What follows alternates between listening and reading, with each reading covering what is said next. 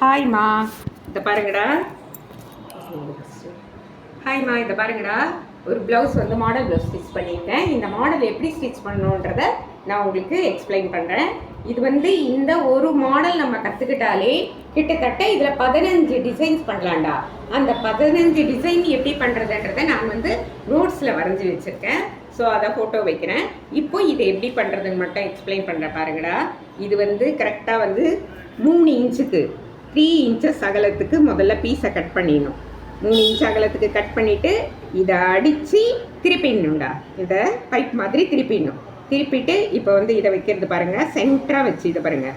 இதை வந்து 1/4 இன்ச் அப்படியே மடிக்கிறோம், சென்டராக தையல் அடிக்கிறோம்.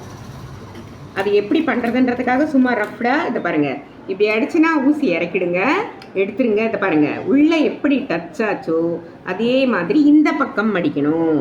ஓகேவா? ஒரு மடிப்பு அப்படி, ஒரு மடிப்பு இப்படி. அதே மாதிரி திருப்பி வந்து இங்கே இது டச் ஆகணும், உள்ளே அது டச் ஆகணும், மேலே இது டச் ஆகணும்.